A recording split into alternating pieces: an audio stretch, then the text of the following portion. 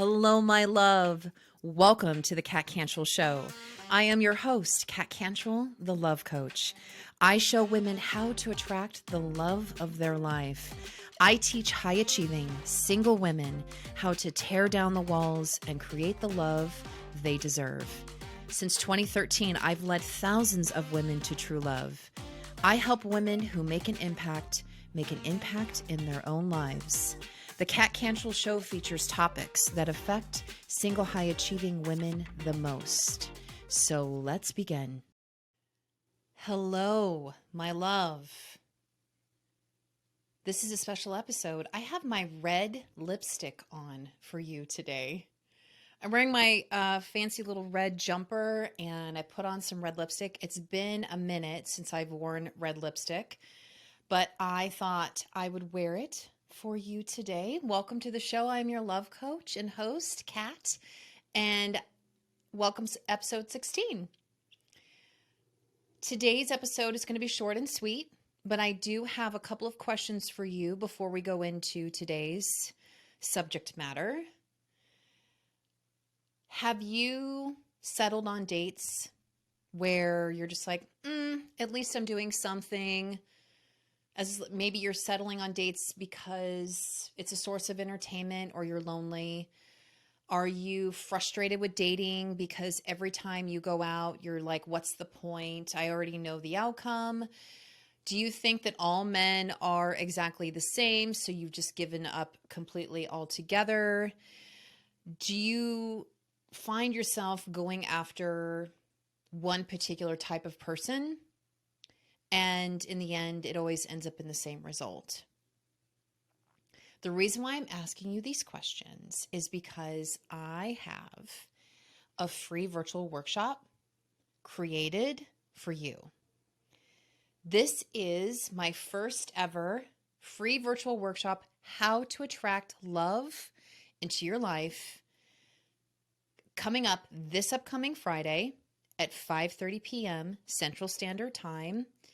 All you have to do is go to katcantrill.com/workshop and sign up for your spot. I'm going to teach you, if you said yes, yes, yes, yes, yes to all of those questions, you absolutely 100% have to be there for this workshop this Friday, because I will teach you the 5 steps that I teach my clients, because I've implemented these 5 steps into my own life in order to attract love, true love, into my own life. And I want to offer these 5 steps to you for free. So I hope you'll join me. Go to katcantrill.com/workshop and sign up for the free workshop today. Okay. Now with that out of the way, I have one more request. I want you to send me your questions and your topics to kat@katcantrill.com, because I want to be able to answer your love questions here on this show. One of the things that I've realized after my multiple years of coaching women is that there is power in someone asking that uncomfortable question, because most likely there are a lot of you that have the same questions when it comes to love. So if you have a particular love question, please make sure and email it to me, kat@katcantrill. I do not have to, it's completely anonymous, so you don't have to worry about that. But go ahead and send me an email. Submit your love question. Either that, or if there is a particular topic that you want me to cover, I would love to hear your suggestions as well. Okay. Now we're on to episode 16. Make sure you do all that first. Sign up for the workshop. Or ladies, if you are not single, but you know that there are other single women in your life, please make sure and refer the workshop to her. It's absolutely free. And of course, email me your questions. Okay, now that we got the housekeeping out of the way. Hi. Hello. Welcome to episode 16. So I was going to do something different, and I've decided to talk on this topic because this is something I'm currently working with a current client of mine.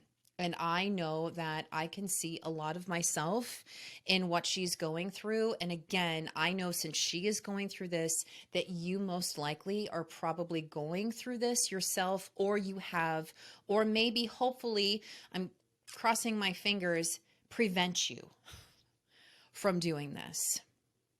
So I'm going to paint a scenario for you, my love. Okay. So you have been approached to go on a date. This person has expressed interest in you. You have either you're chatting online or you've exchanged phone numbers and you're texting each other and you're really starting to feel a connection. And you set up that first date and the first date goes pretty well. You're like, okay, I like this. I would love to get to know this person better. So you set up, you communicate, and you set up the second date. And what happens is that all of a sudden the communication drops. There's no text, there's no phone call, there's no direct message. You thought that you had made plans with this person, and all of a sudden now you find yourself wondering what's going on. And you find yourself sitting around and waiting because you think to yourself, well, what could have happened? And I don't know what's going on. And maybe there's an emergency. The person stands you up. So your date stands you up and it leaves you sitting there going, I don't understand. And you're scratching your head and you're like, I thought we had a connection and I don't understand. I don't understand what's going on.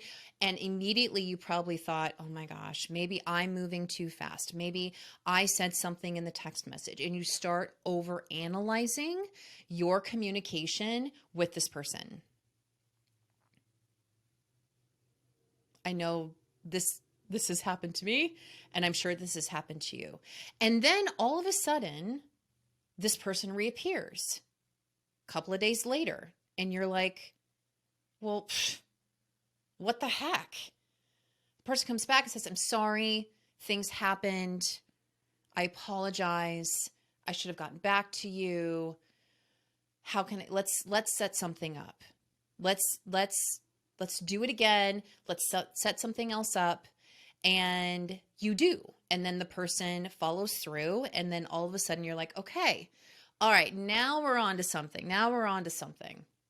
You go on that next date. It's magical. It's wonderful. You're really feeling a connection to this person. And you're like, okay. And it's starting to make you think, like, maybe I should start being a little bit more serious. Maybe I should start pursuing this person. Maybe this person's really into me as much as I am into them. And you start analyzing again about everything that they're doing on the date, trying to read them, not communicating necessarily what your needs are, but you're just assuming. And then the person, you go, okay, and you set something up, and then the person disappears again. And you end up overanalyzing, being stood up again, and you find yourself in a position where you're making excuses. You're thinking that this is your fault, that you think that you're demanding too much. Maybe you said something wrong. And then the person will appear again, right? So it is this continuous on again, off again, on again, off again, on again, off again. Now I'm going to have a very hard conversation with you because I want you to understand that this person is not for you. That's the first thing. And I'm going to explain to you why.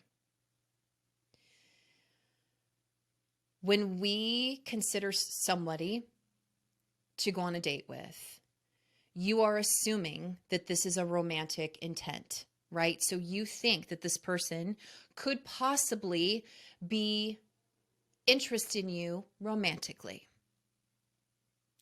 And therefore, you are putting yourself in a vulnerable state.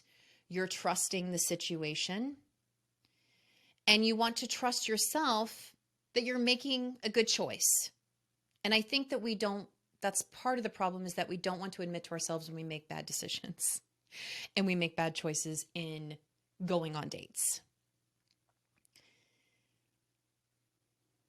When somebody stands you up for the first time after going on one date, or maybe it is possibly the first date, you've been talking about it, you've been hyping it up, and finally you decide to go on that one date, that very first date, and maybe it happens then.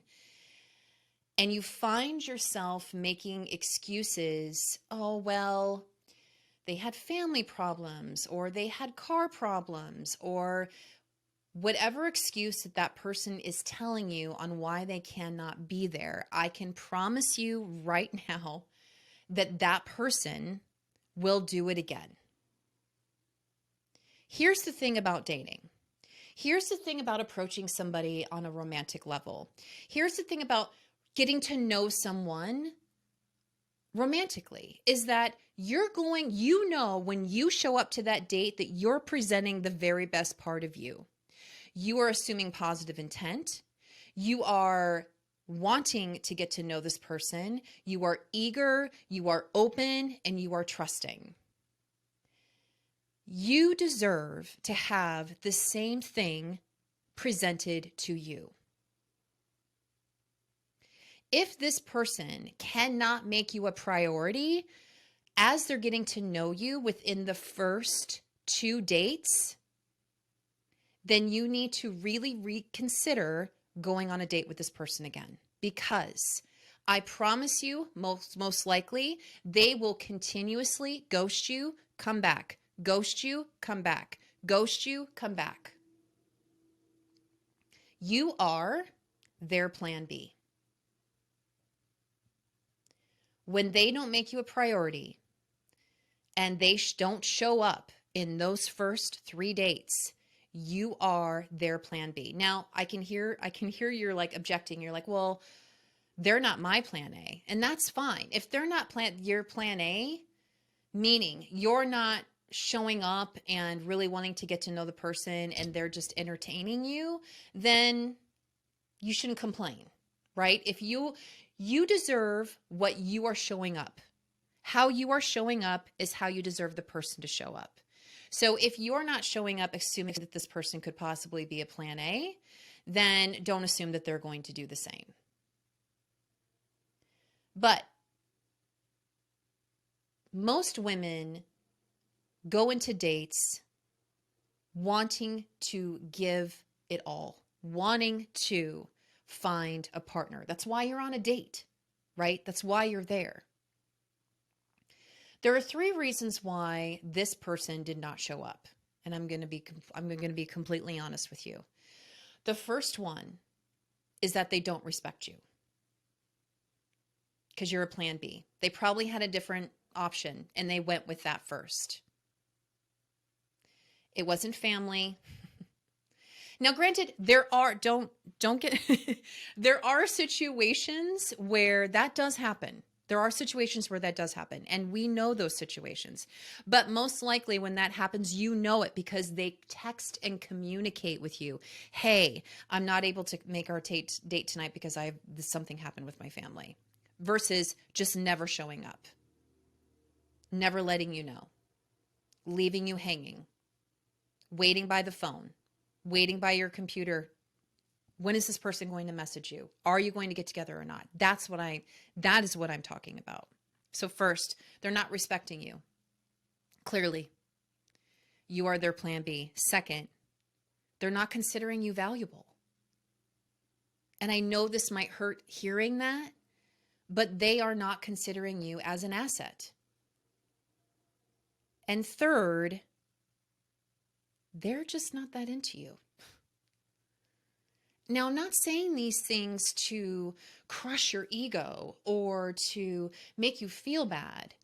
I'm actually saying these things to you because most likely you have consistently made excuses for their poor behavior. And women are convinced that we can change our partners, especially when it comes to men. I cannot tell you how many times women have told me, oh, he's trainable. Excuse me. No, absolutely not. Would you want your partner to say that about you? No, we would not. We want the love that we're giving. We want the person to show up as they are. We don't want to train them. They're not beneath us. You're not looking for somebody underneath you. You're looking for an equal. Right? Or am I wrong? I know that you are looking for equal. You deserve to have an equal. And here I'm going to give you some advice that my mom told me. When you start to date somebody, that is the best you're ever going to see them, because they're trying to impress you. They've got their best foot forward. Is that how they say that? Best foot put forward? They're trying to impress you. If this person's into you, they're going to try to impress you. They're not impressing you by going away and not texting you and not communicating with you. That's not impressing you. That's keeping you as a plan B. Well, if these things don't work out, then don't worry. She's here. She's my plan B. I want you to pay attention to when these flags happen, because when you don't, you're going to end up coming to me going, I don't understand what's going on in this relationship. They disappear and come back and disappear and come back. And the very first question that I will ask you is, when did they first disappear? When did this first happen? And most likely it was within those first 3 dates. So here's what you can do. If you're really into this person and they disappear for the first time, communicate with them and say, look, this isn't my thing. I can't have this. This isn't my thing. If they come back, and if you want to give them a second chance, go ahead and give them a second chance, but be aware. You know how that saying of the teacup, and when it drops, it cracks, and then you can try to put it together, but it still has the cracks? You can glue it together and it can be together in one piece, but it still has the cracks in it. I feel that when somebody disappears and stands you up on a date and doesn't communicate with you, especially now, it's not like back in the 80s where we had to run and go get payphones. Everyone literally has a phone stuck to their hip. And if this person's not communicating with you, this is a magnifying glass into how this relationship is going to be in the future. I promise you. And the whole point of today is to teach you and to tell you, you are deserving of more. Now, if this is what you want, then this is what you want. Like, I can't help you there. Like, if this is the types of relationships that you want, then that's what you want. But I know there's a reason why you're here and you're listening and you're watching, is because you know that you are deserving of better. But no one's going to do that for you. You have to be your greatest, biggest advocate. You are the one who is picking these dates and allowing these people having first strike, second strike, third strike, 517,000th strike, right? It's up to you that when that first time happens to nip it in the bud. And if you say to yourself, okay, I'm going to give it another try, then if they do it again, then you're done. Because I promise you, and I will tell you this over and over and over again, you are nobody's plan B. You're not. You deserve to be someone's plan A. And I think that when we put our dating and even everything in our life, our relationships with our family, our jobs, when we understand that we are plan A, because it's our job to be our own plan A, the filter on our life starts to change. You're going to realize that you're not going to pick these people to be on dates with. You're going to pick someone else. You're going to be more invested. You're going to, in like the picking process and not just picking whoever comes your way because they express interest. You know, you can say no, right? You can always say no when someone asks you out. You can always say no. And that's for my people pleasing sisters out there. So I want you to just, this is food for thought, and want you to understand that no matter how broken they are, and I've had women say this, well, you know, they have trust issues and they're just trying to sort their things out. Do you deserve that? Do you want that? Is that the type of partner? Again, equals. Not that you're going to change them, not that you're going to convince them, not that you're going to control them, not that you are going to have put your agenda on all that. That you recognize when this behavior happens and know that you are deserving of more. The first 3 dates is the best it's ever going to be. Meaning, it does get better. Meaning, after you've been with your partner for years and years, and it does get better in different ways. But what I mean is when the person's really trying to impress you, this is the best version you're going to see. And it's up to you to make that decision whether or not you want that person in your life when they decide to not show up, right? All right. So there is your food for thought. Do not be someone's plan B. You are somebody's plan A. Okay, my love. Thank you so much for being here. And again, if you have a topic or if you have a love question that you would love to have me answer, just send me an email at kat@katcantrill.com. If you are wanting to learn my 5-step process on how to attract true love into your life, please make sure to go to katcantrill.com/workshop. If you are watching on YouTube, thank you so much. I'm giving you a huge hug. Please make sure and subscribe and like and comment on this video. If you're listening to this on iTunes, I always love it when you rate and give us a review, because that's how other women can find this show. And if you are on Facebook and Instagram, you can make sure and go follow me at Kat Cantrill. And remember, my love, true love is waiting for you. And I will see you all next time.